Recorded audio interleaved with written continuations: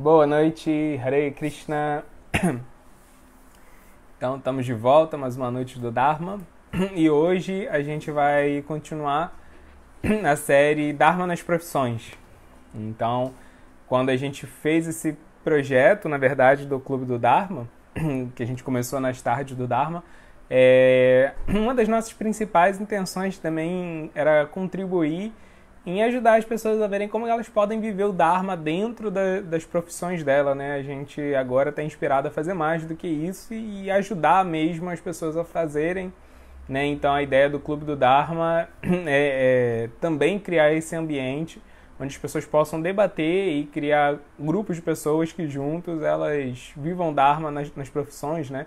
Esse foi um dos primeiros motivos pelo qual a gente começou esse projeto. Então, pra gente, essa série ela é bem importante. Então, hoje a gente vai comentar 5 profissões, que é administração, direito, serviço militar, agricultura e o profissional de educação física.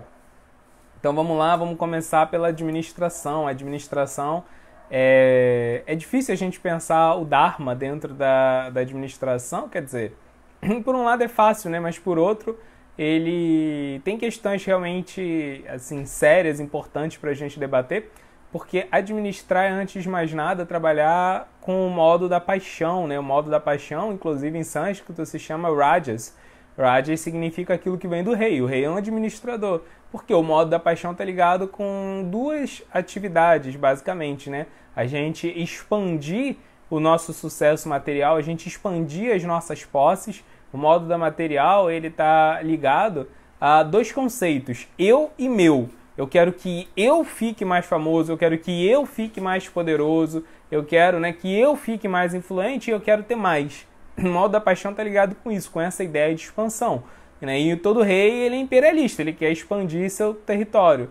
E meu, né, assim, o que está sobre a minha posse eu quero manter. E para manter isso eu faço o que for preciso, né? Então o rei, ele na verdade não está só expandindo o território dele, porque ele não está sozinho no mundo. Da mesma forma que ele está expandindo seu território, outras pessoas estão expandindo o território delas. E estão provavelmente entrando em rota de colisão com ele, estão entrando em choque com ele, ele tem que se proteger seu território do avanço dos reis rivais. Então o modo da paixão está muito ligado com isso. Por quê? Porque os recursos materiais, eles são escassos, né? Então, sempre que a gente quer aumentar as nossas posses, sempre que a gente quer aumentar a nossa influência, isso significa que alguém vai ter que diminuir as suas, né? Não é possível, assim, que a gente consiga ampliar, expandir a influência do negócio que a gente está administrando, né? Assim, do grupo que a gente está liderando, e outro grupo ou outra empresa, assim, né? Não vá perder. Para alguém ganhar, alguém tem que perder. Então, administrar está diretamente ligado com o modo da paixão. E o modo da paixão é essa atividade assim, criativa, incessante, mas o que acontece é que criar significa também destruir algo. Né? Nesse mundo, nada se perde, nada se cria, tudo se transforma. Então, na verdade, criar algo significa destruir outra coisa. Então, a administração também está sempre ligado a um forte potencial destrutivo. Tanto que Schumpeter, que é um dos principais teóricos assim fundamentais da administração, ele vai falar que administrar é uma atividade de destruição criativa, né? Então, assim, a administração está muito ligado com isso, né? Competição, rivalidade, hierarquia, poder. Então, é muito fácil, né, a gente administrar de uma forma totalmente oposta ao Dharma, porque a gente sabe que a gente só consegue viver o Dharma totalmente quando a gente está lidando com o modo da bondade. E já que administrar é uma atividade típica do modo da paixão, então, ainda que a gente entenda o princípio de que a gente pode administrar para servir, porque servir é o espírito do Dharma, né? A teoria é fácil, né? A gente pode administrar com esse espírito de serviço, né? Se fala muito do servo líder, né? Você está liderando um grupo, você está administrando aquele grupo, mas na verdade você está querendo servir cada membro dele.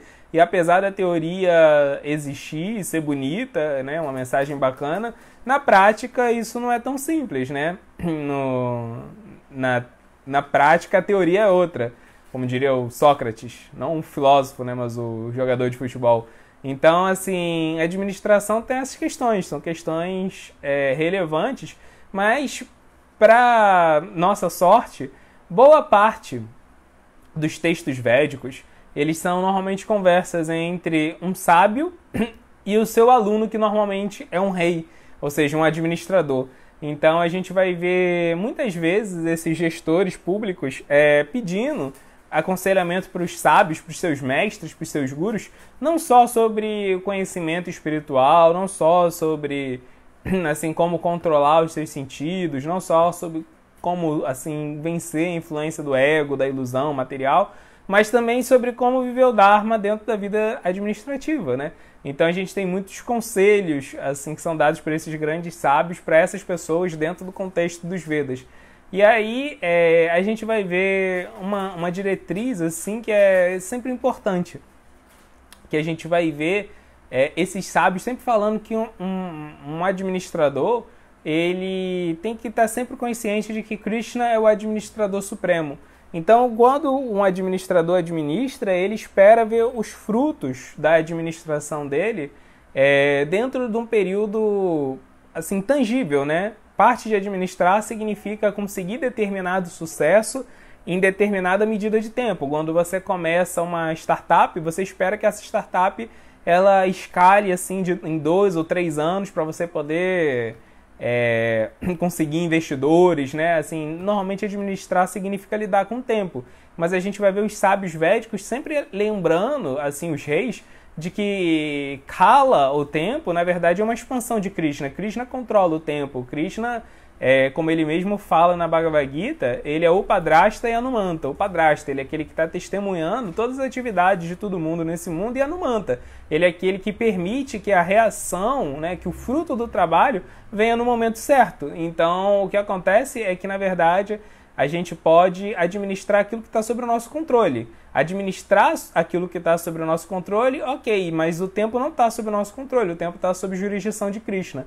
Então, administrar o tempo é algo que a gente não vai conseguir fazer, assim como o tempo vai concretizar assim os frutos das nossas ações. O que a gente consegue administrar é assim o nosso tempo pessoal, né? Vou tirar 2 horas para estudar, 1 hora para fazer exercício físico, 3 horas para ficar com a família, 6 horas para dormir. Isso a gente até consegue fazer mais ou menos, né? Porque sempre tem uns imprevistos assim que a gente não consegue imaginar, né? O Dr. Douglas Hofstadter, ele falava isso, né? Ele até criou a lei de Hofstadter, que ele fala assim, sempre que você se planeja para fazer algo, aquilo vai demorar mais tempo do que você se planejou, mesmo se você levar em consideração essa lei, né? Então, mesmo que você se planeje para planejar algo e demorar mais tempo, vai demorar mais tempo do que a folga que você deu, assim, né?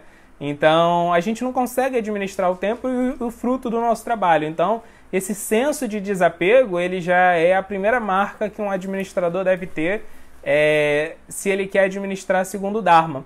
Por quê? Porque quando a gente quer sucesso muito rápido, ou quando a gente quer sucesso no nosso tempo, provavelmente a gente vai fazer o que for preciso para conseguir esse sucesso, né? Assim, a nossa administração ela vai ser um pouco maquiavélica. O que importa são os fins, né? E para conseguir o fim que a gente planeja, qualquer meio é válido, né? Então, essa ideia de que os fins justificam os meios, ela não é correta, ela não se enquadra dentro do pensamento do Dharma. A gente não pode abandonar o bom senso, a gente não pode abandonar a ética só para ter o resultado desejado, né?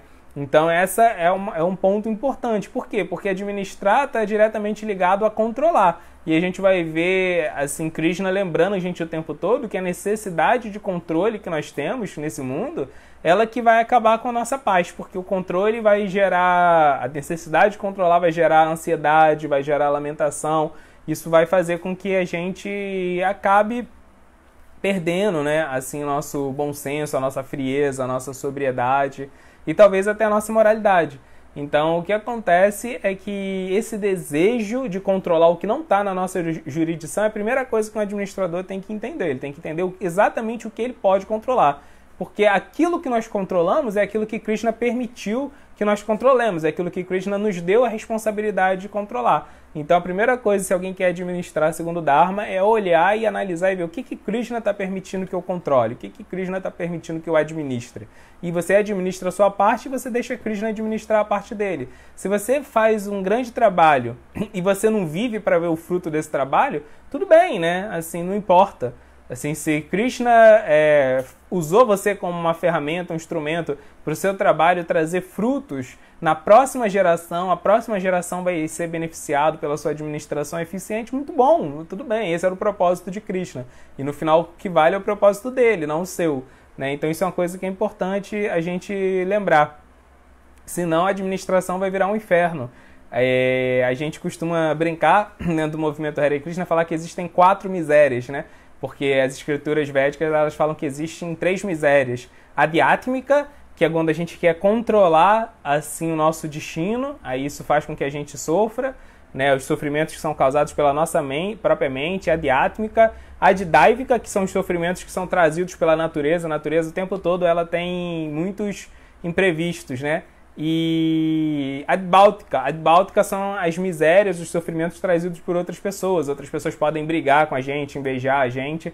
Então os Vedas falam que existem essas três misérias, né?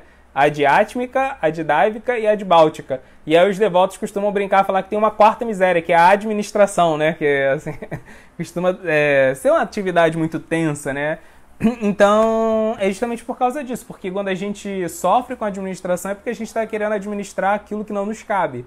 E, em última análise, a gente vai ver que a instrução assim maior que os grandes sábios dão para os administradores, para eles viverem a sua vocação de acordo com o Dharma, é que a principal coisa que nós temos que administrar são administrar pessoas. Né? Não adianta a gente querer administrar recursos, não adianta a gente querer administrar a produtividade da nossa equipe se a gente não administra as pessoas, se a gente não garante que elas estão bem. Então, assim, um administrador, antes de mais nada, ele é um servo de todos aqueles que ele está administrando, né? Assim, realmente é um servo, ele tem que se preocupar que esteja todo mundo bem. Se as pessoas estão bem, naturalmente elas vão querer produzir, naturalmente elas vão querer, assim, se empenhar. Então, ele tem que, assim, botar todo o esforço dele principal em administrar pessoas, garantir que as necessidades básicas delas sejam atendidas, que elas estejam com a mente no lugar, que elas estejam felizes e que também elas estejam desafiadas, né? Um administrador, ele também tem que sempre que manter as pessoas que ele está administrando estimuladas. E a principal forma que a gente tem de estimular alguém é satisfazer as necessidades básicas dessa pessoa, garantir que ela não esteja sofrendo, né? Garantir que ela seja amparada onde ela precisa ser amparada, mas ao mesmo tempo que ela se sinta desafiado, né? Que ela tenha sempre que se superar. Então, uma administração no modo da ignorância é uma administração muito burocrática, né? Que você está assim, fazendo com que as pessoas façam sempre a mesma coisa, que você não corre riscos. Então as pessoas elas perdem o interesse de fazer o que elas estão fazendo, porque né, elas não se sentem estimuladas. E a administração no modo da paixão é aquela que você quer produzir muito e não importa o bem-estar das pessoas que você está administrando, né? Então são os dois extremos. E a administração no modo da bondade é aquela que você se preocupa com as pessoas e ao mesmo tempo você está sempre propondo atividades novas para elas, porque não só a equipe está crescendo, como cada pessoa está crescendo como indivíduo. Então, assim, administrar também significa ajudar as pessoas a serem empoderadas, ajudar as pessoas que você lidera a crescerem. Né? Então esse é o Dharma do administrador. O Dharma seguinte, militar. Então, Dharma dos militares também é um tema recorrente nos Vedas, porque grandes heróis dos Vedas eram militares. Mesmo a Bhagavad Gita, que é o texto védico assim, mais famoso, o herói do Bhagavad Gita é Arjuna, né? Que é um grande militar, inclusive momentos antes da batalha, né? Que se passa a Bhagavad Gita. Então ali era um militar pronto para exercer sua atividade bélica. E o que Krishna fala sobre assim, os militares? Né? Krishna, inclusive no capítulo 18, ele faz uma relação das atividades, assim, das qualidades que um militar deve desenvolver. Né? Então ele fala que ele tem que ser heróico, né? Não fugir nunca de nenhum desafio. Então ele fala que isso é uma característica importante, né, para um militar, né? Essa coragem de aceitar aquilo que for preciso para o bem-estar dos outros. Ele dá muitas características, mas tem uma coisa que Krishna fala antes, no capítulo 10, que eu acho bem interessante, quando Krishna está descrevendo Vibhuti Yoga, ou seja, as suas opulências transcendentais pelas quais a gente pode conhecer ele. Krishna fala que ele é a força dos fortes desprovida de cobiça. Então, qualquer militar nesse mundo tem que representar Krishna nesse sentido, né? O militar é a força da sociedade, aquele que vai impedir, né? Vai tentar impedir ou tentar minimizar a influência do mal, da opressão na sociedade. Então ele tem que ser forte, né? Ele tem que ser assim, um símbolo, né, da aplicação da justiça, da proteção. Os militares, eles eram conhecidos na cultura védica como kshatriya, né? E kshatriya significa isso, os protetores. Então, um militar, antes de mais nada, é alguém que vai proteger os outros. Mas como que se protege? Igual Krishna, né? Já que o Dharma significa que a gente está tentando viver a missão de Krishna, viver o desejo de Krishna através da nossa vocação. Então, um militar, ele deve proteger o mundo tal como Krishna protege. E Krishna fala, né? Eu sou a força dos fortes, então, né, agir com muita força, mas desprovida de cobiça. Ou seja, usa-se só a força só para proteger os necessitados, só para proteger quem precisa ser protegido e para nada mais. Né? Não se usa a força para conseguir poder. Não é esse o objetivo, né? Então a gente vai ver, assim, no Bhagavata, 2 militares que são descritos sucessivamente. Primeiro, Vena Maharaja. Vena Maharaj, ele era um militar muito forte. É dito que quando ele assume, né, assim, o comando, a sociedade estava cheia de ladrões, né, muitos criminosos, e aí o que ele faz é que ele consegue acabar com a criminalidade. Só que como que ele acaba com a criminalidade? Ele acaba com a criminalidade através de ações brutais, assim, de repressão. Ele prendia, né, os criminosos e executava eles sem nenhum julgamento. E ele botava estacas, assim, né, nas praças públicas, e sempre que ele prendia um ladrão, ele mesmo fazia questão de ir lá e embalar esse ladrão, né? Então o que acontece é que ele acaba mesmo com a criminalidade, porque muitas pessoas, assim, ficam com medo, né? Muitos dos ladrões se retraem, só que ele não consegue criar uma sociedade pacífica. Mesmo acabando com a criminalidade, ele não consegue criar uma sociedade pacífica porque ele fez isso através do medo. Né? E, assim, na verdade ele era um sádico, né? Ele não era um protetor, ele era um sádico, irresponsável.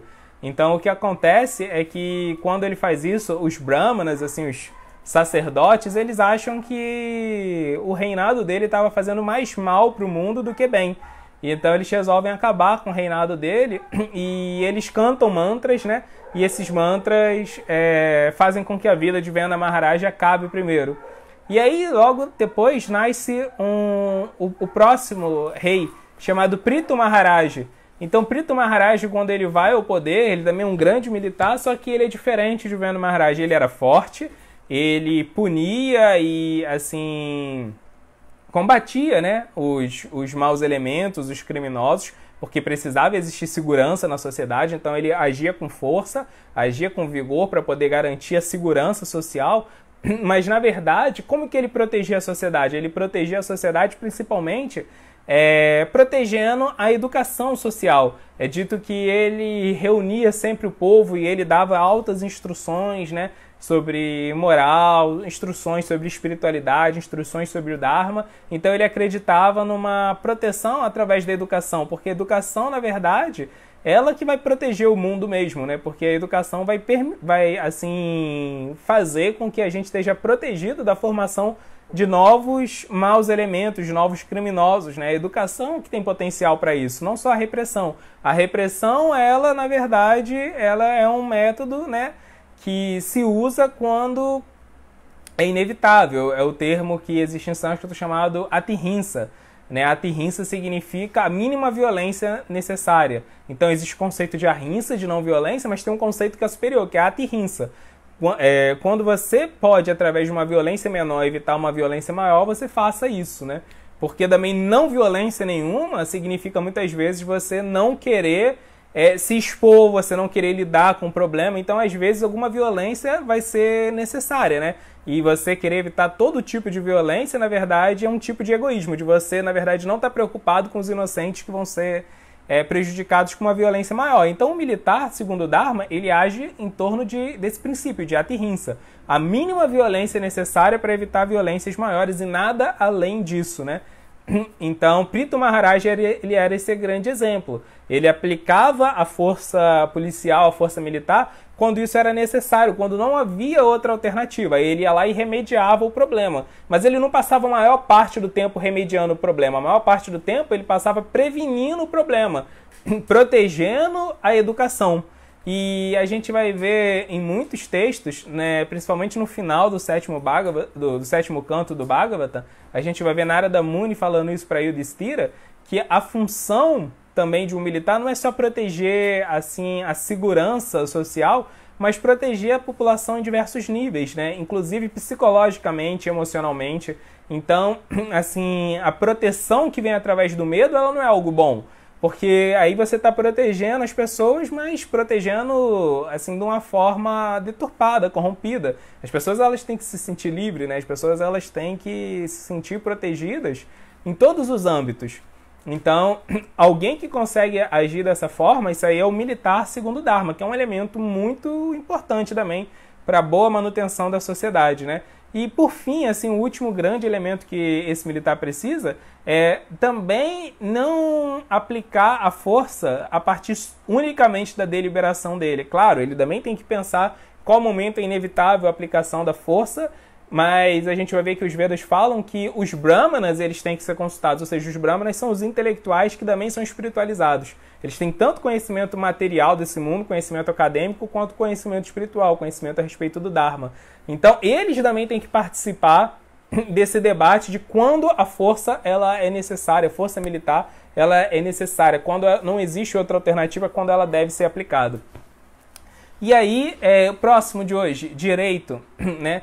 Então, é muito interessante que esses três dharmas, a administração, a vocação militar e o direito, as três eram exercidas pelo mesmo grupo dentro do contexto védico, né? Na época védica existia o Kshatriya. O Kshatriya, ele era tanto alguém que ajudava a legislar, a administrar e a proteger a sociedade. A pessoa, né, que era um Kshatriya, ele era treinado nesses três campos e cada Kshatriya acabava pendendo para um deles, né, para uma dessas atividades principais, mas eles eram treinados nas três, né? Hoje em dia, na nossa sociedade contemporânea, isso está particionado e tem vantagens e desvantagens disso ser particionado, mas é assim que funciona na nossa sociedade, está tudo certo também. Mas direito, bem, questão do direito, né, remete diretamente à questão da justiça, que é uma questão assim, fundamental do Dharma. O Dharma está diretamente ligado com justiça, porque o Dharma está diretamente ligado com o quê? Com karma. Né? E o karma é a lei pelo qual esse mundo opera de forma justa. Então, o Dharma que garante, na verdade, a manutenção da lei do karma e garante o propósito da lei do karma. Então, assim, entender o Dharma de um advogado, de alguém, de um juiz, de alguém que está ligado à área do direito, está diretamente ligado à ideia de você entender o espírito do Dharma nesse mundo, né? Então, essa questão da justiça é uma questão muito interessante, tem uma história muito importante que está relacionada a gente entender como que é a justiça de acordo com o Dharma. Que é uma história que acontece logo no primeiro canto do Srimad Bhagavatam, quando Arjuna, né, o guerreiro Arjuna, ele perde os filhos caçula dele, né, chamados Upadeva, os Upapandavas. Tem um guerreiro chamado Ashwatthama, do exército oposto. Depois que a batalha acaba, ele assassina os Upapandavas, que eram os filhos caçulas tanto de Arjuna quanto dos irmãos de Arjuna, enquanto eles dormiam, né, no acampamento. Então, assim, isso era uma coisa totalmente contrária aos princípios da batalha. Assassinar um rival dormindo, que não podia se defender, isso não era certo, né? E depois que ele faz isso, ele foge. E aí Krishna e Arjuna perseguem ele, conseguem capturar ele e trazem ele até o acampamento dos Pandavas. E quando eles trazem ele de volta, Draupadi e Bhima discordam sobre como ele deveria ser julgado. Então Bhima era um irmão mais velho de Arjuna, então o filho dele foi morto também. E Draupadi era a esposa de Arjuna, ou seja, os filhos dela também foram mortos. Então, os dois tinham uma opinião do que deveria acontecer com o assassino, com Ashwatthama. Né? Bhima falou assim, ele matou inocente dormindo, é pena capital, vamos matar ele aqui agora.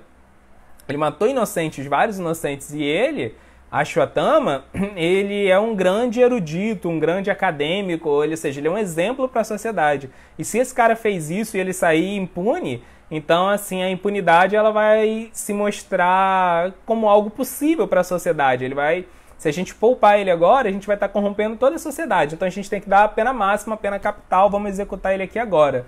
Então, Bhima, ele era um grande guerreiro que tinha acabado de participar da batalha de Kurukshetra, tinha sido um dos grandes heróis ali. Ele também era um devoto puro de Krishna, né? Ele era uma grande alma. Ele era meio invocado, mas ele era uma grande alma e ele conhecia muito bem o Dharma.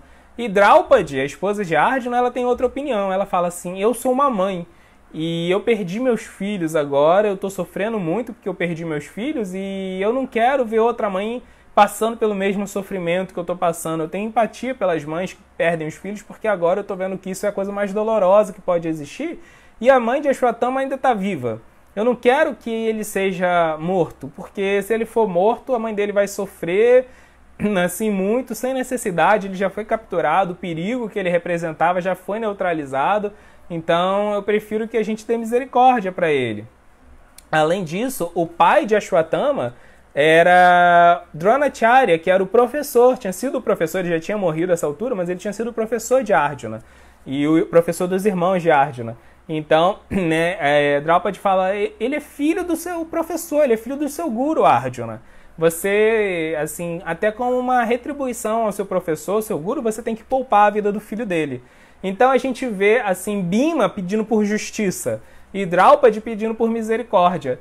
E aí Arjuna fica confuso sobre como ele deveria agir, como ele deveria julgar o caso, e Krishna fala, os dois estão certos. Então você tem que arranjar uma solução que seja igualmente satisfatória para ambas. Você não pode optar por um deles, você vai ter que fazer a dialética entre a justiça de Bhima e a misericórdia de Draupadi. E isso é muito importante, porque se existe justiça sem misericórdia, essa justiça ela é cega. E uma justiça cega ela não vai ajudar a sociedade. Por outro lado, se existe misericórdia sem justiça, essa misericórdia é uma misericórdia tola, uma misericórdia só sentimental, que vai permitir com que um monte de corrupções surjam, né? Que impunidade se manifeste. Então a gente precisa equilibrar as duas coisas, né? Justiça e misericórdia. E é isso que Krishna pede para Arjuna fazer. E Arjuna tem uma ideia. Arjuna, ele assim, tira de Ashwatthama todos os símbolos que ele tinha de que ele era uma pessoa importante, ou seja, ele mata o ego de Ashwatthama e expulsa ele do reino, assim, ele não tem mais direito a morar em nenhum reino, já que Yudhishthira tinha ganhado a batalha, então ele tinha ganhado todos os reinos da terra para ele, então agora ele Arjuna decreta que Ashwatthama ia ter que ser um exilado permanente. Assim, agora ele ia ter que ficar viajando assim por toda a terra sem local de residência. Então isso era uma punição muito forte, mas não tinha ao mesmo tempo aniquilado ele. E a pena que ele aplica, né, na verdade, Ashwatthama ele recebe uma maldição que ele ia ser um exilado durante toda a Era de Kali. Ele ia ter que viver por toda a Era de Kali, acompanhando todas as coisas que estão acontecendo, né? Então agora ele está andando aí vendo Trump e o muro do Trump e o Bolsonaro e a cloroquina, tudo isso ele está testemunhando, né? Ele está vendo todas essas coisas assim bizarras e o ponto da punição que Arjuna dá em Ashwatthama é punir ele, mostrar para a sociedade de que existe punição para os erros, mas ao mesmo tempo essa é uma medida pedagógica para Ashwatthama. Ele está aprendendo com o seu erro, ele está andando por toda a Era de Kali, aprendendo, vendo, testemunhando o egoísmo das pessoas nessa era e entendendo o próprio egoísmo dele, entendendo assim, o quão prejudicial foi o ato que ele fez. E, inclusive, os Vedas fazem uma profecia que quando acabar essa Era de Kali e começar a próxima era, a Era de Satya, Ashwatthama ele já vai ter se purificado totalmente, vai ter se tornado um sábio completo, e ele que vai ser o próximo Vyasadeva, ou seja, ele que vai reescrever os Vedas de novo na próxima Era de Satya. Então esse é o papel da justiça, proteger as pessoas, garantir que exista assim correção, né, dos maus atos, de que a impunidade ela não impere na sociedade, mas que as pessoas elas também aprendam com seus erros, né? O objetivo da justiça não é destruir as pessoas, é destruir os erros, né? A justiça que destrói pessoas, em vez de destruir os erros sociais causados pelas pessoas, é uma justiça errada, é uma justiça que fere o princípio do Dharma. Teve, há uns anos atrás, um caso em Roma, de um grupo de homens que eles treinavam crianças para roubarem turistas. E aí, quando esses caras foram presos e foram julgados, o juiz fez um julgamento muito inusitado. Ele falou que essas pessoas, né, esses caras que estavam treinando crianças, eles vinham de uma linhagem há séculos que faziam isso, que treinavam crianças para roubarem pessoas. Então ele falou, isso é uma coisa cultural. Então isso pode ser errado de acordo com o nosso parâmetro cultural moderno, mas dentro da cultura deles, roubar assim, não tem problema, uma coisa cultural e liberou eles. Isso é uma coisa muito estúpida, né? Assim, usar a cultura para jogar um princípio absoluto, né? Assim, roubar é errado. Roubar, tirar o patrimônio de uma pessoa é errado. Você não usa um fator cultural para julgar se o cara tá certo ou errado. Então, assim, isso foi sentimental.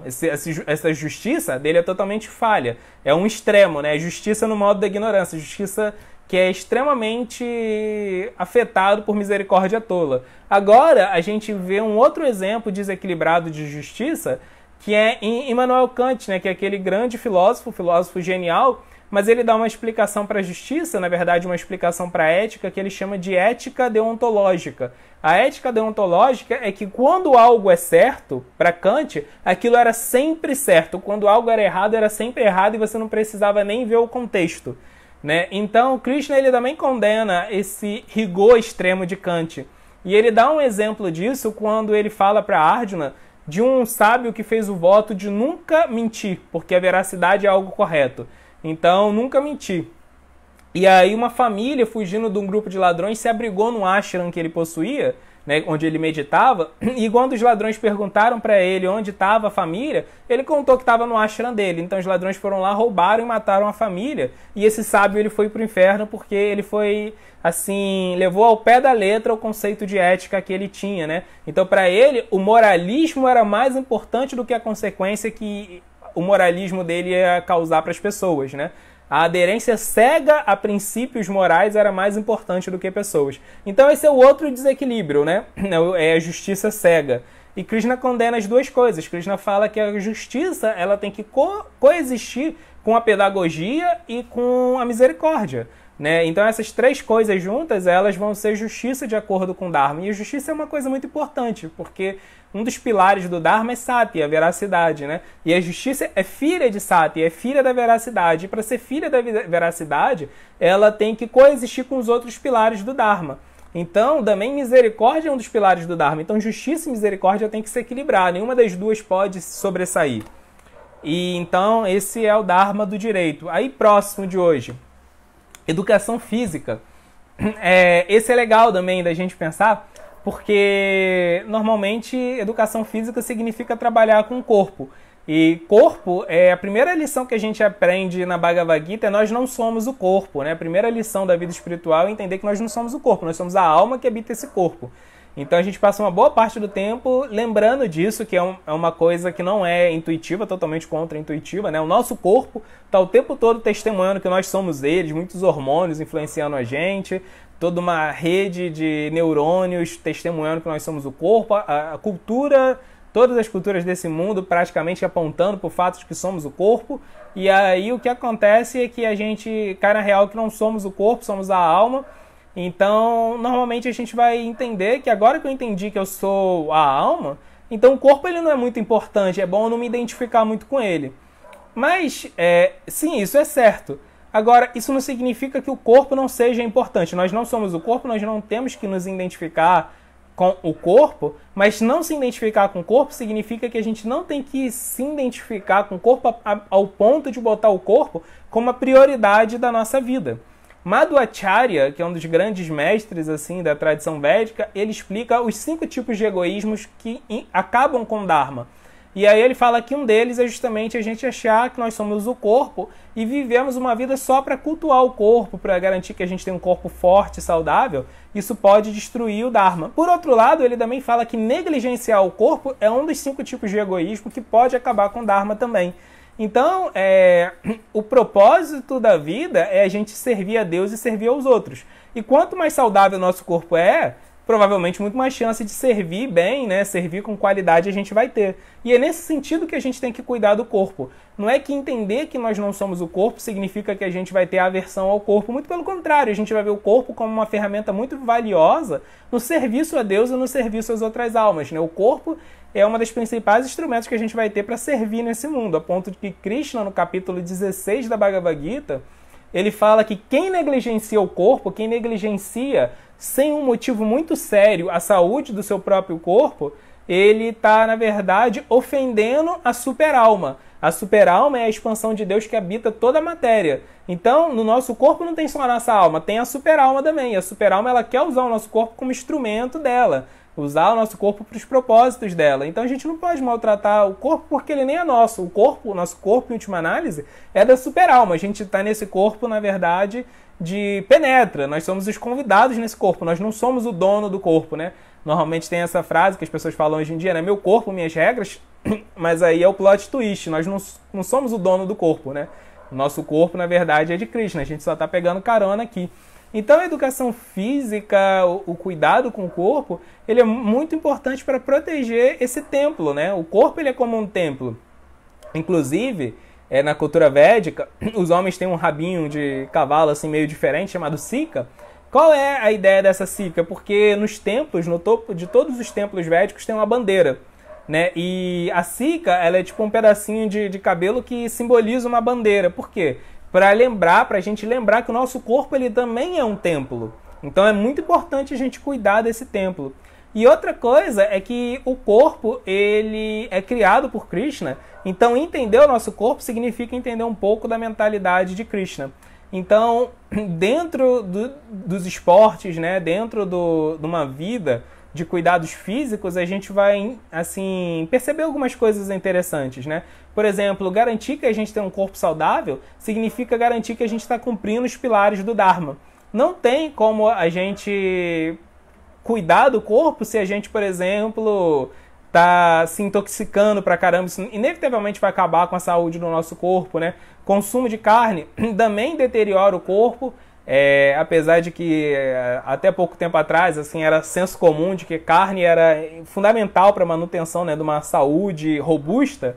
Isso assim está cada vez mais caindo por terra com as pesquisas acadêmicas mais recentes. Teve uma pesquisa de uns 7 anos atrás que mostrou, na verdade, assim, as principais coisas que destroem neurônios e permitem com que a gente tenha Parkinson, Alzheimer, e o consumo de carne estava entre as 3 primeiros motivos, né?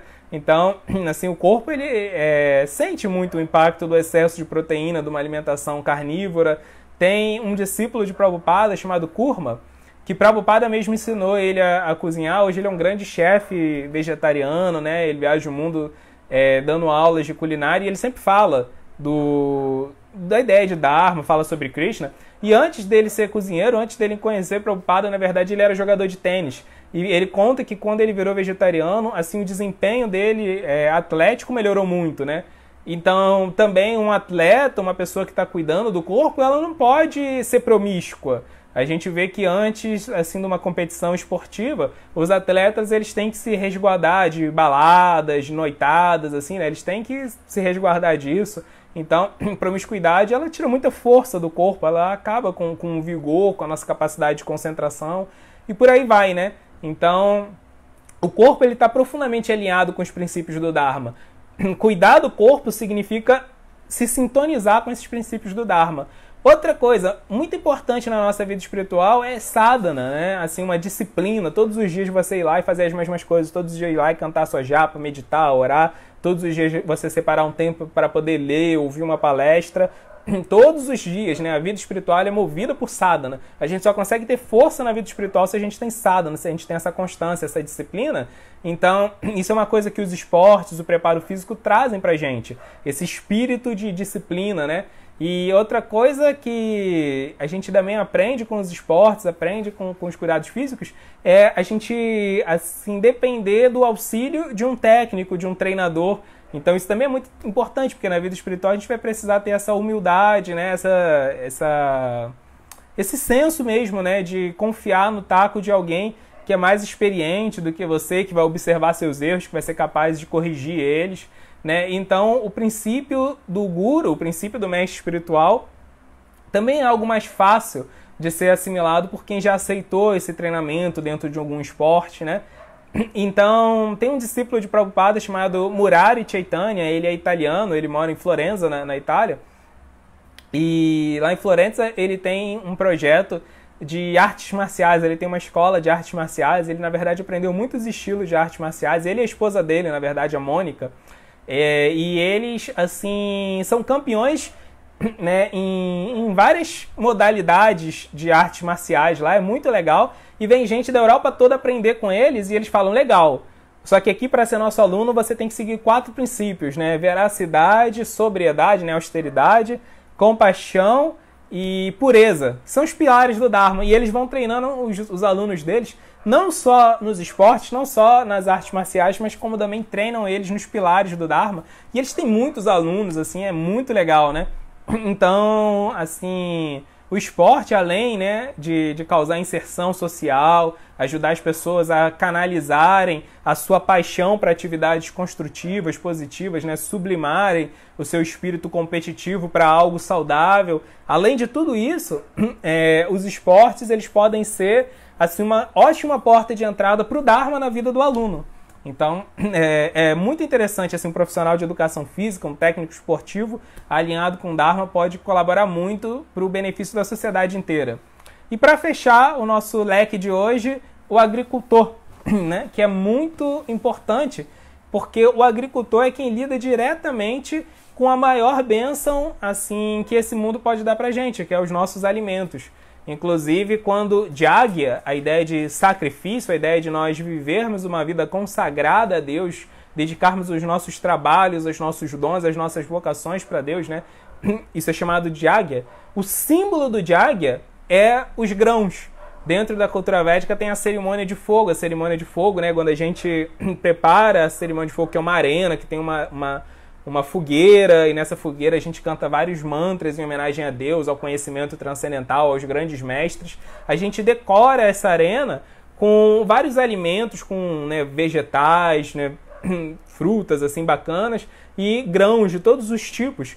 Por quê? Porque os vegetais eles são símbolo do Dharma, eles são símbolo do Jagya. Quando a sociedade inteira está vivendo um Jagya, está vivendo nesse espírito de cooperação e serviço, o que acontece é que vai ter abundância de alimentos, porque os alimentos eles têm duas funções muito importantes. Primeiro, que os alimentos eles vão garantir a manutenção do nosso corpo. O corpo biológico ele é conhecido no conhecimento védico, na literatura védica, como Annamaya Kosha, ou seja, a cobertura, o veículo feito de grãos, porque a alimentação é a atividade biológica fundamental. Então, bons alimentos vão garantir a boa saúde do nosso corpo e aí a gente vai ter assim, boa saúde para poder gozar no cumprimento do nosso Dharma, poder viver uma vida bacana. E segundo, os alimentos eles influenciam diretamente a nossa psicologia. Krishna vai falar muito disso na Bhagavad Gita, no capítulo 17, né, ele fala isso, no capítulo 14 também, que assim, a alimentação ela vai influenciar a nossa psicologia. Uma alimentação na ignorância vai fazer com que a gente tenha uma psicologia na ignorância. Uma alimentação na paixão vai fazer com que a gente desenvolva assim, desejos excessivos, e uma alimentação na bondade vai fazer com que a gente tenha uma psicologia saudável, tranquila, harmoniosa. Então nós somos aquilo que comemos mesmo, né? Como diz assim esse jargão bem manjado aí. Então, a alimentação ela é extremamente importante, a alimentação pura é extremamente importante, e o agricultor é quem está trabalhando diretamente com esse fruto do Jagya.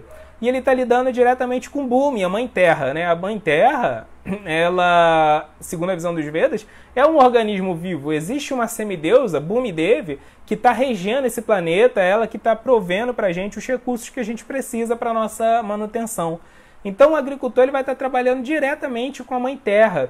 E por causa disso ele vai ter que respeitar a terra, assim como a gente respeita uma pessoa. E não só como a gente respeita qualquer pessoa, mas assim como a gente respeita a nossa mãe. Então o agricultor ele tem que conhecer os ritmos da terra, né?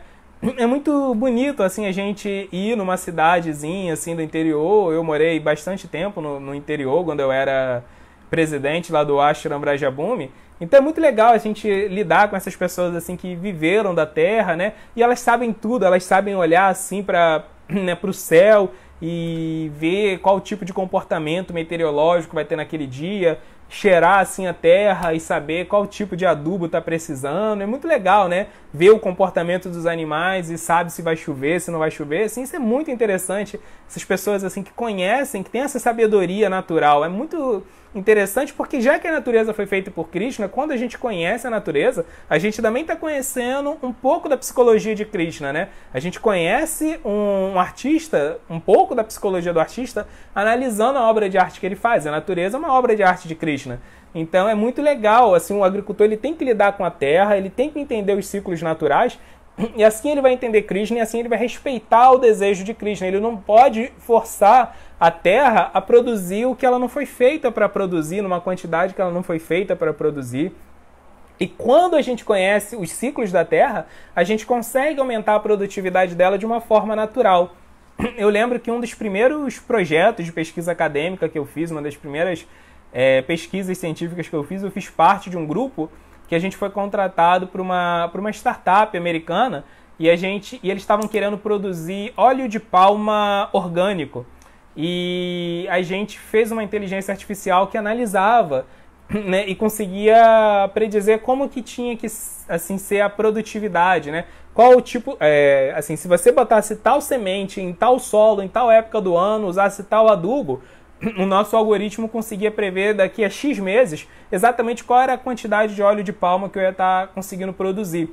Então a ideia era combinar esses fatores, combinar esses parâmetros da forma mais produtiva, sem precisar apelar para pesticida, para esse tipo de coisa que contamina o solo e, consequentemente, contamina a consciência de quem está consumindo. Então é muito interessante que hoje em dia isso se perdeu, né? Esse conhecimento natural se perdeu. Então o que a gente vai ver é as pessoas explorando a terra, fazendo ela produzir muito, mas ela poderia estar produzindo muito se a gente tivesse conhecimento dela, né? Então o agricultor, para lidar com a agricultura de acordo com o Dharma, ele tem que conhecer a natureza igual se conhece uma pessoa. Ele tem que ter intimidade, ele tem que ter carinho, ele tem que ter respeito pela terra. E não só respeito pela terra, ele também tem que ter respeito pelos outros animais, né? Não respeito só pela flora, ele tem que ter respeito pela fauna, porque tanto a flora quanto a fauna, elas coexistem, né, assim, num ecossistema que tem um equilíbrio muito delicado. Então não existe natureza saudável se as espécies que estão lá, elas não forem mantidas de forma adequada.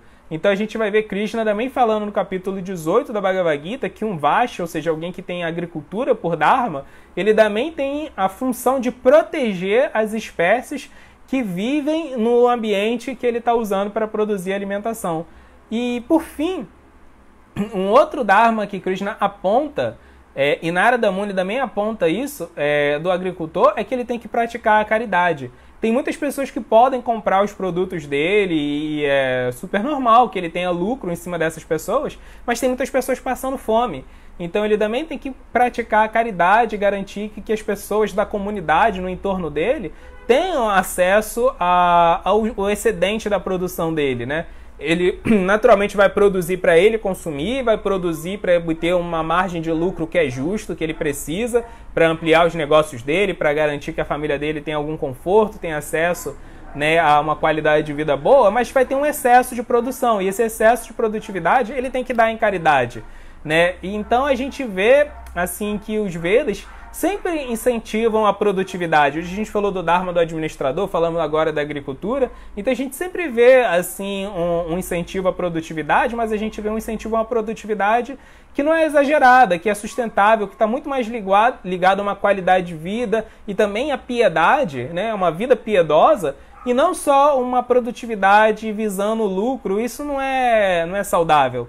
Então essa visão dos Vedas de que um Dharma, ele também tem que ser desapegado, ele também tem que ser caridoso, a nossa vida profissional tem que estar ligada a esses princípios, pode não parecer uma coisa muito atrativa, muito sexy na sociedade capitalista que a gente vive, assim, visa um lucro alucinado, mas a gente sabe que essa vida enlouquecedora só atrás de lucro, ela também não é sustentável. A gente vê um monte de quarentão hoje em dia aí largando cargos altos em empresa para virar coach, para virar terapeuta, para virar artista, isso porque é uma loucura, né? Então, essas profissões, elas podem ser vividas de forma sustentável, de acordo com o Dharma, mas elas têm que focar muito nesses dois pilares, né? Do desapego e da caridade. Então é isso, pessoal. Agora vamos ver se temos perguntas e comentários. Vamos lá. Primeiro a Lenice. Boa noite, Lenice. Com filho pequeno não dá para planejar muito. Tô contigo. Nosso filho ele tem 1 ano e 8 meses. A gente tá ligado que assim, o planejamento fica fortemente enfraquecido. Na verdade, a gente planeja tudo em torno dele, né? Mas é muito legal, né? A gente aprende um monte de coisa. Assim, o filho traz muito essa ideia de que a gente não controla nada, né? Que a gente tem que trabalhar de forma desapegada. A gente dá o nosso melhor, mas a gente não controla. Isso é muito legal. Nievola, boa noite. Como escreve Atirrinsa, o outro da violência menor? Atirrinsa é igual você escreveu, só que com T. A segunda letra é T. Atirrinsa. TI, A-T-I, Rinsa. A Lenice falou assim, essa cultura valoriza mais o corpo que a alma, infelizmente. Exatamente, isso é errado, né? Valorizar o corpo mais do que a alma, isso aí é egoísmo, isso é degradante. Agora, valorizar o corpo, porque ele é um grande instrumento para a alma, ele é uma grande ferramenta com a alma, aí é perfeito. A Aline Xavier, boa noite, Aline. Ela perguntou assim, com tanto alimento em abundância no mundo, por que tantas pessoas ainda passam fome? Isso tem alguma coisa a ver com karma? No final as coisas sempre têm a ver com karma, né? Então a gente está vivendo agora um momento, né, assim, que o karma global está bem pesado. A gente vai estar vendo assim, o despertar de muitos movimentos sociais extremistas, né, ultraconservadores, e pandemia, e guerras, e miséria. Então, com certeza, uma condição kármica negativa, mas a gente pode mudar isso. No prefácio da Bhagavad Gita, Prabhupada fala que a gente não tem que aceitar o karma de forma fatalista, de forma passiva. Essa ideia de que as coisas acontecem por causa do karma, isso significa que tudo bem, o nosso passado gerou o presente que a gente está vivendo, mas a gente ainda é capaz de mudar o jogo e mudar o nosso futuro. Então, à medida que a gente vai se situando no modo da bondade, à medida que a gente vai aprendendo conhecimento transcendental, à medida que a gente vai vivendo o Dharma, vai vivendo esse espírito de Jagya, de sacrifício, né? De viver para servir, a gente vai neutralizando os efeitos do karma. Então a gente tem que cultivar esse senso, né, de bondade, de altruísmo. Isso vai ajudar a purificar o mundo, né? E por que existe tanta abundância e ainda assim existe tanta fome? É justamente o modo da paixão, né? Tem abundância, mas também tem desperdício. Existe abundância, mas existe má distribuição de renda. Então o modo da paixão, ele causa essa ideia de que eu vou favorecer a mim e aos meus, né? E eu não me importo tanto com os outros. Então a gente tem que criar uma cultura no modo da bondade. Então essa ideia excessiva do sucesso também foi um dos motivos pelo qual a gente criou essa cultura assim, muito externa, muito egoísta, né? A Marília, ela falou assim, como fazer quando você é vegetariano e seu filho adolescente não é, e você tem que cozinhar para ele? É um ponto delicado mesmo, né? Então, se o filho já é adolescente, talvez você não precise cozinhar para ele, você já pode falar para ele mesmo cozinhar. Se você está educando o seu filho e ele é adolescente, ele não tem dinheiro ainda para poder assim patrocinar o que ele quer fazer, assim, tudo bem, né? Se ele já é adulto, ele tem a vida dele independente. Mas você pode falar, você tem duas opções. Tudo bem, eu posso até comprar carne, mas você cozinha. Você tem que aprender a cozinhar. Adolescente é uma ótima etapa para o cara já aprender a se virar, né? Já tem que ir aprendendo a se virar. Não pode ser tão dependente dos pais. Isso não é muito saudável, né? E aí, então, ou ele aprende a cozinhar, ou então ele não come a carne, assim, né? Isso é uma aplicação. Mas também mais legal, inclusive, do que isso, é tentar conscientizar ele, né? Mostrar o quanto o consumo de carne está prejudicando o mundo, está ajudando a destruir a natureza, como provavelmente os filhos dele não vão ter um planeta saudável para viver, os filhos dele não vão ter as mesmas facilidades que ele está tendo só porque ele quer comer o Big Mac dele, né? Mostrar para ele que as ações dele têm consequências práticas no mundo, né? Tem muitos documentários que mostram isso, que mostram o impacto ambiental, a pegada ecológica exacerbada causada pelo consumo de carne, e os jovens adolescentes, eles têm um lado revolucionário que a gente tem que fomentar, né? Senão eles viram só rebeldes sem causa. Então a gente tem que fazer eles virarem, assim, revolucionários, não rebeldes sem causa. Então instigar isso nele também é bom, né? Agora, se nem isso for possível, então você tem que falar pra ele, olha, se vira aí, cozinha você. É bom, né, o adolescente sentir um pouco dessa pressão também. Amélia, boa noite, Amélia. Sobre o cuidador de idosos, como ter um olhar de compaixão, mas não sentir pena? Então, assim, isso é uma resposta, uma pergunta bem interessante, né? Então, assim, o idoso, ele já viveu, assim, a boa parte da vida que foi garantida para ele pelo karma dele. E agora, no final da vida, todas as doenças, toda a fragilidade que acompanha a vida de um idoso, ela também faz parte do processo de aprendizado nesse mundo, né? Assim, é muito importante a gente passar por essa percepção de fragilidade para a gente lembrar que nós não somos o corpo, né? E para o idoso já começar a se preparar para o momento da morte. A gente tem que se preparar para a morte com alguma antecedência, né? O irmão de Arjuna, Yudhishthira, ele fala que a coisa mais absurda desse mundo, mais assustadora desse mundo, é que a gente vê o tempo todo pessoas morrendo, animais morrendo, vegetais morrendo, muitas estatísticas de pessoas morrendo, e a gente não se prepara para a morte. Então a gente tem que se preparar para a morte. Ao longo da vida a gente recebe vários sinais, assim, de que se prepara para a morte, sai dessa vida com cabeça erguida. Você não pode sair dessa vida carregando mágoas, rancor, frustração. Você tem que sair de cabeça erguida, com, assim, esse senso de dever cumprido. Mas às vezes a gente ignora isso por causa da correria da vida, por causa dos nossos desejos, por causa das nossas vaidades, futilidades. A gente ignora esses avisos e a gente, quando chega num momento de fragilidade, de doença desse, aí você se conscientiza, você não tem jeito, né? Um idoso, quando está passando por doença, ele sabe, eu vou morrer daqui a pouco. Eu tenho alguns anos ou alguns meses de vida. Então agora é a hora de eu resolver meus problemas, né? Então, assim, não temos que sentir pena porque ele não é o corpo, ele é a alma, né? Vai morrer, mas vai passar bem. Morreu, mas passou bem. Então é isso, né? Tem que ter essa compaixão, com certeza, tá sofrendo, precisa da nossa ajuda, precisa do nosso amparo, mas tá tudo certo, né? E isso é importante pro processo pedagógico mesmo da vida. Acho que o maior problema não é nem que ele vai morrer, mas muitas vezes é o sofrimento mesmo dele em vida, assim, doente, com problemas emocionais, depressivos, essas coisas. A doença, ela pode ajudar justamente como você falou, pode incrementar, fomentar a depressão, porque estou doente, estou fragilizado, já não posso fazer mais o que eu fazia quando era jovem, já não sou mais produtivo. Isso é realmente traumático. Mas aí você pode ajudar ele a mostrar que não, você pode ser produtivo não através do seu corpo, mas da sua mente. Você tem uma bagagem de conhecimento, de vivência, você pode ajudar as pessoas a serem beneficiadas com isso, e você pode usar esse sofrimento para ajudar a você, assim, a entender quais foram as pessoas que você ajudou, que você fez sofrer, quais foram as pessoas que você magoou. Já que você está sofrendo, agora é a hora de você também se desculpar com as pessoas que você fez sofrer, ajudar a conscientizar as pessoas para que elas não sofram pelos mesmos motivos que você sofreu, não cometer os mesmos erros que você cometeu. Então a gente tem que ajudar eles a fazer um bom uso desse mau negócio que é o sofrimento. Então vamos continuar vendo aqui os comentários, as perguntas.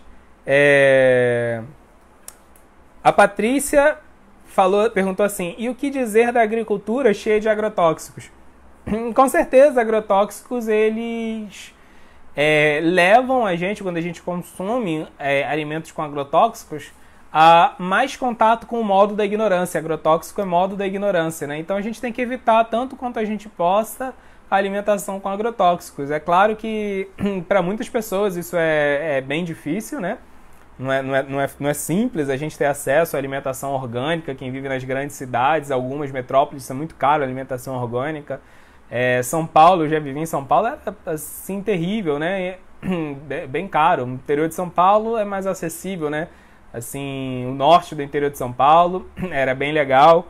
Eu morei, né, em Vrajabume e lá era bem mais simples de conseguir boa alimentação orgânica. Mas, na medida do possível, a gente tem que estimular os produtores locais, os produtores orgânicos. Inclusive, uma coisa que a Ayurveda, a medicina védica, a medicina do yoga fala, é que o melhor alimento para a gente é aquele que é cultivado no local que nós moramos, né? Então, o próprio local que a gente mora, mais do que isso, no local que a gente mora e na estação que a gente está vivendo, né? Então, assim, se alimentar dos vegetais daquela estação, né, e produzidos no local que a gente mora, vai suprir as nossas necessidades, assim, vitamínicas, energéticas, muito mais do que alimentos que foram feitos em outros lugares, cultivados em outras condições. Então, a gente tem que respeitar o ritmo da natureza, o ciclo da natureza, e os agrotóxicos, eles estão muito ligados a você querer aumentar a produtividade, né? Os pesticidas, eles estão muito ligados a você querer evitar algo que é natural, né? Que é a influência. Vai ter determinados predadores, né? Da sua produção agrícola que vão atuar em determinada época do ano. Então, tanto quanto possível, a gente tem que abandonar isso. Isso não é legal para uma alimentação no modo da bondade. Prabhupada queria que os devotos tivessem grandes fazendas de produção orgânica, né, para justamente eles terem uma alimentação que ia purificar a consciência deles, né, que ia ajudar eles a viverem vida espiritual, dharma, a relação deles com Krishna de uma forma mais tranquila. Então a gente tem que estimular, inclusive, os produtores locais, os produtores orgânicos, tanto quanto seja possível, né? A Patrícia também acrescentou se o agricultor que produz dessa forma, se o dharma é ferido. Então, o Dharma, ele tem um pilar muito interessante nele, né? Que é o real e o ideal. A realidade e o ideal. Então, o Dharma sempre, assim... A gente tem sempre que viver o tanto quanto a gente consiga do Dharma na nossa vida. Mas talvez a gente não consiga seguir os princípios completos, né? Mas se a gente, pelo menos, se esforça para seguir o máximo que der deles, né? Assim, isso é dármico também, né? Agora, alguém que nem se importa com isso, aí tá ferindo o Dharma. Então tem o produtor que usa agrotóxicos porque não tem alternativa, ainda não conseguiu chegar numa produção sustentável, né, de outra forma, e tem um produtor que não está nem aí para isso, só está visando o lucro. Eu falei, né, que eu já trabalhei fazendo essa inteligência artificial para esses caras que queriam produzir óleo de palma orgânico, mas eu lembro também num congresso que eu participei uma vez na Califórnia, que os caras fizeram uma inteligência artificial que eles implantavam ela num drone, e esse drone ia sobrevoando a plantação e ela ia vendo assim os focos, né, quais locais que eram necessários aplicar pesticidas. Então ele ia lá e aplicava assim pontualmente. Então não era legal, né? Aplicava pesticida, isso não é uma coisa boa, polui o solo, a indústria diminui a duração de vida dos funcionários, os funcionários são diretamente prejudicados. Não é uma coisa legal, mas é melhor do que sobrevoar e poluir o campo inteiro. E aí eles mostraram lá assim, as estatísticas, né, desse uso. Então, assim, isso com certeza é melhor do que uma aplicação irrestrita do agrotóxico, né? Então, alguém que não consegue se livrar disso, mas pelo menos tenta reduzir, de certa forma ele está sendo amparado pelo Dharma. Alguém que nem se preocupa com isso, ele está ferindo totalmente o Dharma. Mas a gente tem que tentar criar condições, né, sociais para que os produtores orgânicos eles consigam sobreviver, eles consigam se manter nessa modalidade sem ter que voltar para uma modalidade com agrotóxicos. E quem está pensando em migrar, mas não tem possibilidade, a gente tem que privilegiar eles para que eles consigam ter suporte para fazer a transição. Então não é só cobrar dos produtores, a gente também tem que fazer a nossa parte para apoiar eles, consumir, a gente também tem que fazer esse esforço. O Luiz Lerner, boa noite, Luiz. O Luiz falou assim, boa noite, uma pessoa pode deixar tudo para virar monge ou devoto? Pode, né, mas não precisa. Pode, dependendo das circunstâncias, né? Assim, a gente não pode renunciar a uma vida social, a um emprego, se temos dependentes, né? Se a gente tem, por exemplo, pais idosos que dependem da gente para cuidar deles, se a gente tem filhos que ainda não são adultos, que a gente precisa estar lá garantindo a educação deles. Então, assim, isso não é recomendado não, virar um monge, né? Se a gente está nessa condição, a gente tem que viver como um monge mesmo. Quer dizer, tem que viver como uma pessoa engajada na sociedade, viver o nosso Dharma dentro da vida social. Isso seria uma irresponsabilidade. Agora, se a gente não tem dependentes, aí eu aconselho muito tirar um período sabático da vida, realmente assim, sair fora dessa tribulação de empregos, de estudos e focar só no Dharma, focar nos estudos, né? Então, normalmente, uma pessoa que ela é jovem, antes dela entrar no mercado de trabalho, quando ela ainda não tem dependentes, é muito bom tirar uma época da vida para isso, né? Chamado Brahmachari. O Brahmachari é essa vida monástica, assim, que o jovem tem, né? Então é muito legal um jovem que pode fazer isso mesmo. A gente teve uma live que foi qual é o Dharma do Brahmachari. Então, muito legal isso, né? A gente falou lá, eu vivi 7 anos dessa forma, né? Eu vivi dos meus 19 aos meus 26 anos, assim, e foi muito bom para o meu crescimento pessoal, até mesmo meu crescimento profissional. Depois, quando eu casei, que eu voltei a trabalhar, assim, eu consegui ter uma outra relação com a minha profissão e fiquei muito mais produtivo do que eu seria, com certeza, né? Se eu não tivesse tido isso. Então, é muito bom. E também a pessoa que já cumpriu o seu papel, já se aposentou, os filhos já estão criados, já estão grandes, e morar também num templo, num ashram, aprender, tirar pelo menos um período da vida, né, uns 2 anos, assim, para isso. Hã? Peregrinar, Damodara lembrou aqui muito bem, peregrinar, né, em vez de também, tem essa possibilidade de ir num ashram, ficar fixo, mas também tem a possibilidade de viajar, quando o casal está interessado em fazer isso, então isso é perfeito, né, assim, o casal já maduro e peregrinando, conhecendo vários lugares, isso é muito legal, os Vedas aconselham isso, né? Então é muito importante na juventude, né? Antes da gente se engajar na vida social e depois também na velhice, a gente ter essa vida monástica, essa vida mais focada só no Dharma. Mas uma pessoa adulta, produtiva e que tem independentes, é melhor ele viver o Dharma dele na sociedade. Agora, tem pessoas que o Dharma deles é ser um monge, né? Então, essa pessoa, assim, tudo bem, ela ser a vida inteira, né? Ela ser um monge, aí é legal. Mas isso é para muito poucos, né? Poucas pessoas vão conseguir ter essa vida sem família, sem emprego, com a mente tranquila, totalmente satisfeita. A maior parte de nós não vai conseguir. Mas é isso. E, assim, a pessoa que já é casada, que tem filhos, se ela consegue se planejar para tirar um períodozinho sabático, né? Mas com responsabilidade, que a educação do filho, né, não vai ser prejudicada, se nenhum parente idoso vai ser prejudicado, se ele não vai perder o emprego por causa disso, né? Se o casal, os dois concordam com isso, aí é legal também. Às vezes, pelo menos um retiro com a família toda. A Damor também lembrou que tem, né, 880, também dá pra só se retirar, assim, fazer uns retiros. Não, isso eu aconselho pra todo mundo, né? Pelo menos, assim, um final de semana por mês, aconselho muito a quem tá querendo se aprofundar na vida espiritual a se programar para ir para um ashram. Depois da pandemia. Perfeito. Depois da pandemia, agora não acho que é a hora mesmo, não. A Mandiari Bava, boa noite, Mandiari, ela perguntou assim: como combater o argumento que vivemos conforme a cadeia alimentar natural? Nós vivemos não só de acordo com a nossa fisiologia, né? Segundo a nossa fisiologia, a gente tudo bem, né? A gente pode ser considerado onívoro, somos onívoros, não podemos digerir carne, temos dentes assim caninos que foram feitos para comer carne e blá blá blá, ok? Mas a vida nossa não é só seguir a nossa fisiologia, não é só seguir o nosso corpo. Na natureza a gente vai ver vários animais que cometem estupros, né? Assim, o tubarão, os tubarões normalmente fazem muitos estupros, assim, né? Eles vão lá e violentam fêmeas que não estão no cio só por prazer. A gente vai ver macacos, né, bonobos, que eles são agressivos com os outros, que eles gostam de humilhar os outros, que eles sentem prazer nisso, mostrar a superioridade, a força deles. Então a gente não está vivendo na selva.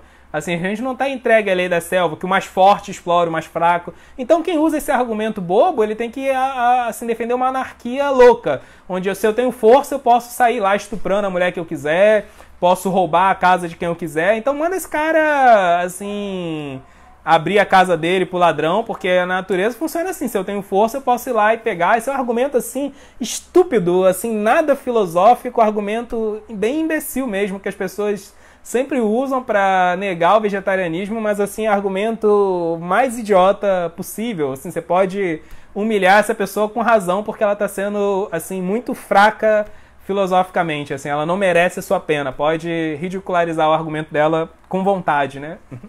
Não tem a pena dela. Nós vivemos numa civilização, né?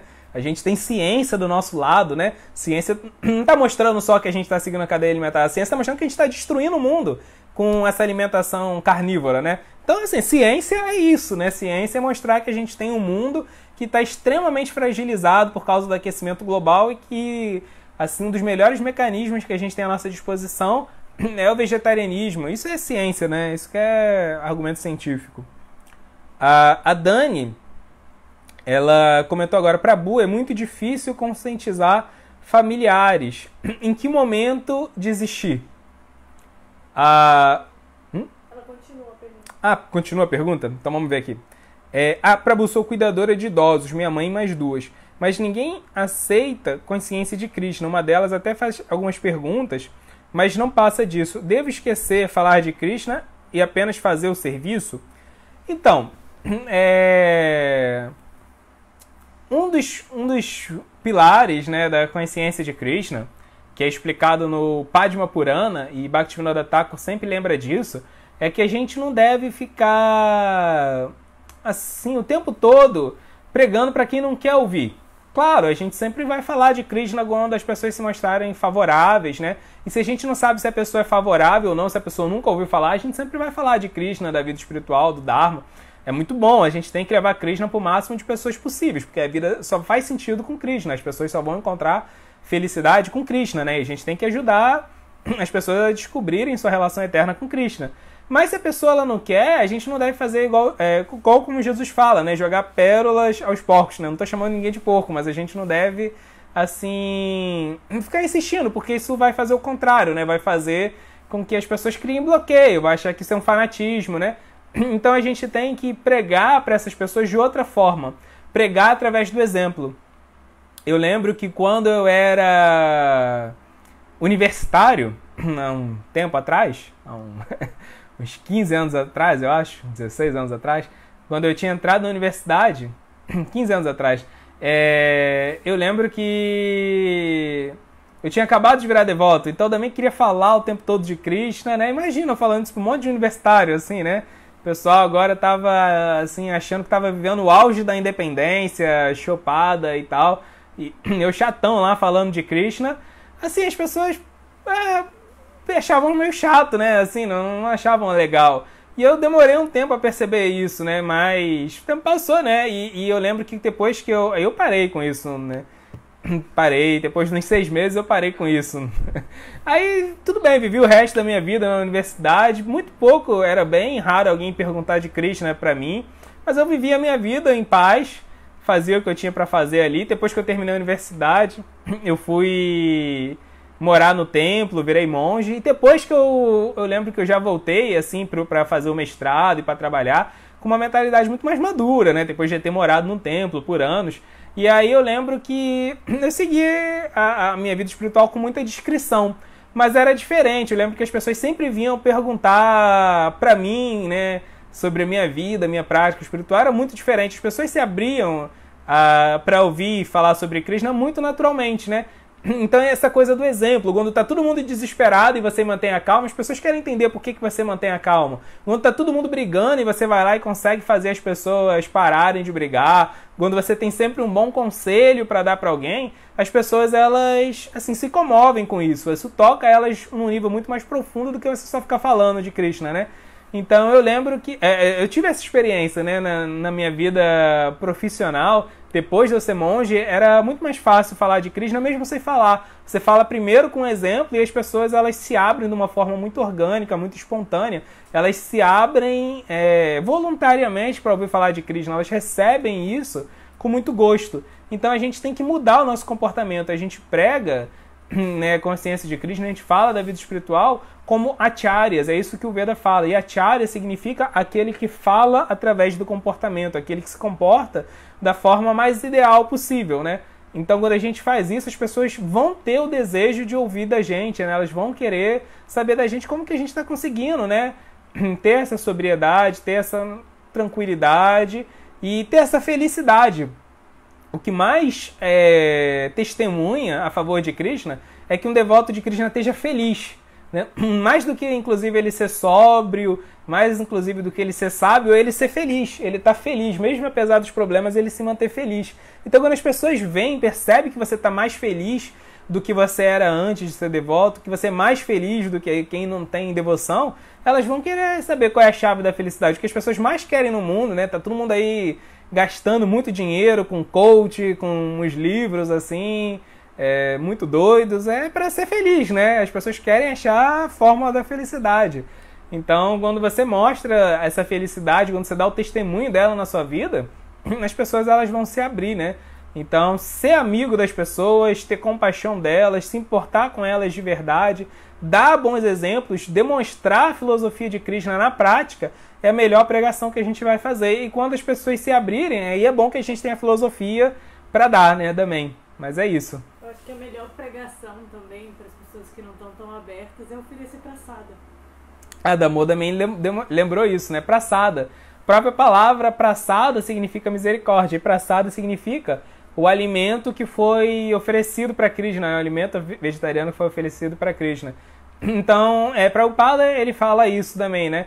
Que filosofia, a pessoa ela já tem que ter uma bagagem de punha, né? Uma bagagem espiritual para poder receber filosofia. Só se abre para receber filosofia quem já ajudou alguém que estava pregando o Dharma. A gente vê no Chaitanya Charitamrita explica isso. Né? Chama-se Bhaktilata Vidya. Bhaktilata Vidya significa a semente da devoção. Quando em alguma vida a gente ajudou um devoto, não só um devoto, mas um devoto que estava propagando conhecimento espiritual, a gente recebe essa Bhaktilata Vidya. A gente recebe essa tendência a querer ouvir sobre o conhecimento espiritual. Mas quem não ajudou, quem não serviu alguém que estava propagando esse conhecimento, não vai estar aberto para isso. Mas vai estar aberto a receber duas coisas, né? O Kirtan, né? O canto do nome de Deus, quando isso é feito de uma forma artística, bonita, agradável. Então um CDzinho de mantras assim, bacana. Pega aí qualquer CD do Maharaj Chandramukha, muito bom, né? Um Deu Bossa no mantra, um Choveu Mantra no Sertão. Assim, o pessoal gosta, né? O pessoal pira. E uma praçada, um alimento feito assim, né, de forma bacana, saborosa, mas com a consciência voltada para Deus e oferecido para Deus, quando a pessoa come um alimento vegetariano gostoso, né, mas que foi oferecido para Deus, isso purifica a consciência dela. Então a gente tem que pegar essas pessoas também através do prazer. Damodara lembrou aqui bem que tem a praçada, tem a misericórdia de Deus, que vem através do alimento e vem através do Kirtan, da glorificação do nome de Deus, né, quando isso é feito por boa música. Muito legal, isso abre assim a pessoa, isso pega a pessoa num ponto que só a filosofia não pega. Até Prabhupada uma vez ele brincou com os devotos, né? Ele começou a perguntar por que vocês viraram devotos. Aí cada um começou a falar, eu estava muito frustrado com a minha vida e aqui eu vi a oportunidade de uma vida de verdade, com propósito. Aí outro falou, foi o conhecimento, Prabhupada. Outro falou, foi a disciplina dos devotos. Aí outro falou, foi você mesmo, Prabhupada. Eu vi você e me comovi. Prabhupada falou, vocês estão todos mentindo. Todos vocês viraram devotos por causa da praçada. A praçada que pegou vocês, porque a praçada pega todo mundo pela barriga e a barriga é o ponto fraco de todo mundo que vive nesse mundo material. Então é isso mesmo, a praçada, dá praçada, enche eles de praçada, enche elas de praçada. Acho que um ponto também interessante para as pessoas que não estão tão abertas é você ver a oportunidade de engajá-las em algum serviço para um devoto, algum serviço para Krishna, algum serviço para um projeto importante, espiritual. Às vezes ela tem alguma habilidade que pode ser usada para um serviço. Ela não precisa saber que eu estou ajudando, estou ajudando o projeto Hare Krishna, mas de alguma forma ela está servindo um devoto.